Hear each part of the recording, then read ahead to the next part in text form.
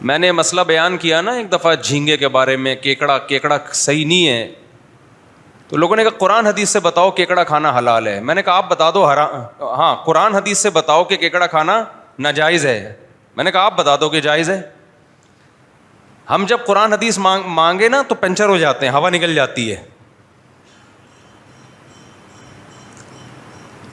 لوگ کہتے ہیں نا, میں نے ایک کلپ ریکارڈ کروایا تھا کہ کیکڑا کیا ہے فقہ حنفی میں جائز نہیں ہے. لوگ کہتے ہیں اسلام میں بتاؤ, فقہ حنفی نہیں بتاؤ. اسلام میں چونکہ اس کے حلال ہونے کی کوئی دلیل نہیں ہے, اس لیے ابو حنیفہ نے اس کو ناجائز کہا. اسلام کی وجہ سے فقہ حنفی میں آیا ہے مسئلہ, فقہ حنفی کی وجہ سے اسلام میں نہیں گیا. تو فقہ حنفی کوئی اسلام سے الگ کوئی چیز نہیں ہے. اور آپ جو بتا رہے وہ بھی تو اسلام نہیں ہے نا, وہ بھی تو آپ کی رائے ہے. کیونکہ اسلام تو اس بارے میں کیکڑے کے بارے میں کیا ہے, لفظ کیکڑے کے بارے میں خاموش ہے.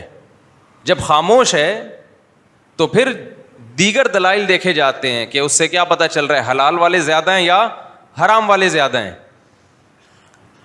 اپنی رائے کو اسلام کہتے ہیں, ابو حنیفہ کی رائے کو حنفی فقہ کہتے ہیں یہ لوگ, اور اسلام کے مقابلے میں لاتے ہیں.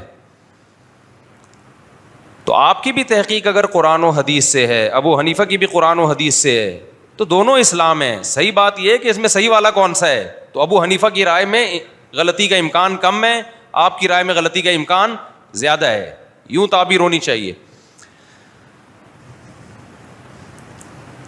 تو جو بولا کرے نا ہم پہ اعتراض کرے یہ لوگ کیکڑا نہیں کھاتے, کہتے ہیں کہ اس کے حالانکہ حلال و حرام کرنا تو صرف اللہ کا کام ہے. آج کل ایسے کلپ آ رہے ہیں, مفتیوں نے کیکڑے کو حرام کر دیا, حالانکہ حلال حرام کرنا کس کا کام ہے, اللہ کا. تو ان سے بولو حلال کرنا بھی اللہ کا, حرام کرنا بھی اللہ کا.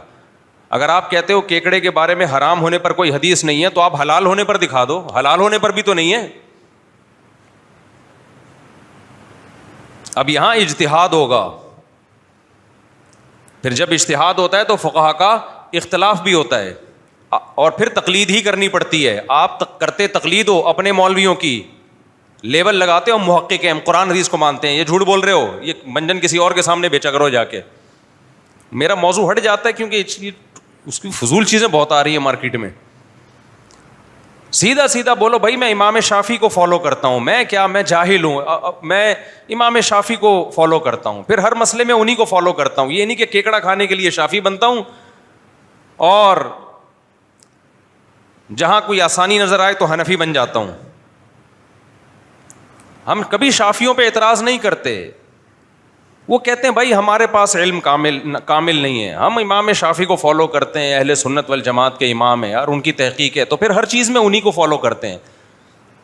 یہ نہیں ہوتا کہ بغیر ولی کے لڑکی نے جب گھر سے بھاگنا ہو تو پھر حنفی کو فالو کرے گی, اور کیکڑا کھانا ہو تو کس کو.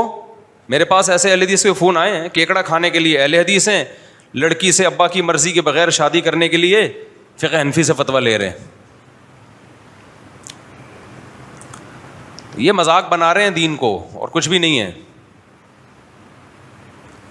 باقی جو کہتا ہے نا سمندر کی ہر مخلوق حلال ہے, حرام ہونے کی کوئی دلیل نہیں ہے اس سے, اور پانی کی ہر مخلوق, تو کیکڑا پانی میں بھی رہتا ہے اور خشکی میں بھی, مگرمچھ پانی میں بھی رہتا ہے اور خشکی میں بھی, کچھوا پانی میں بھی رہتا ہے اور خشکی میں بھی. تو پھر کیکڑا حلال نہیں ہے, پھر کچھوا اور مگرمچھ بھی حلال ہے, اس کے انڈے بھی کھایا کرو.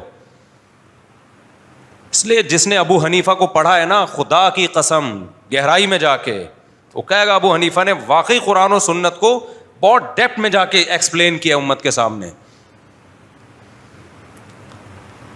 یہ لوگ ہم سے ابو حنیفہ چھڑوا کے کہتے ہیں ہم نبی کے پہ آ جاؤ.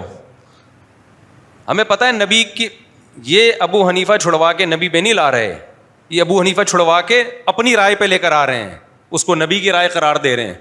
کہ جو ہمیں جو سمجھ میں آ رہا ہے وہ نبی کے, ابو حنیفہ جو تھے وہ نبی کو نہیں سمجھا انہوں نے. اٹھا کر پھینک دو باہر گلی میں, نئی تہذیب کے انڈے ہیں بیڈ کو گندے کو انگلش میں ڈرٹی, تھوڑا انگلش کا تڑکا, شعر پرانا ہو گیا نا. اٹھا کر پھینک دو باہر گلی میں, اٹھا کر پھینک دو باہر اسٹریٹ میں, نیو تہذیب کے انڈے ہیں ڈرٹی. یہ شعر پرانا ہو گیا تو تھوڑا میں نے ٹیسٹ چینج کیا اس کا. تو اچھا کمال کی بات ہے, جب ہم جواب میں کوئی کلپ ریکارڈ کرواتے ہیں نا, ان کے کمنٹس میں اس کا ایسے لوگ جو اعتراض کرتے ہیں نا ابو حنیفہ پہ یا علماء پہ, تو جب ہم کلپ ان کے کمنٹس میں نا لنک شیئر ڈال دیتے ہیں تو فوراً لنک اڑا دیتے ہیں وہ لوگ. حالانکہ آپ اگر تحقیق محقق ہو تو بھائی دونوں کی رائے کو سنو. آپ کمنٹس میں سے وہ اڑا کیوں رہے ہو؟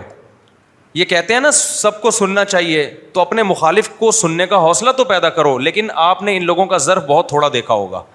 یہ کہتے ہیں, دعویٰ کرتے ہیں سب کو سنو, لیکن کمنٹس میں اس طرح کے تمام کمنٹس اور لنک ڈیلیٹ کر کے بتا رہے ہوتے ہیں کہ ہمارے علاوہ کسی کو بھی نہیں سنو. منجن کی بہت ساری قسمیں میرے بھائی.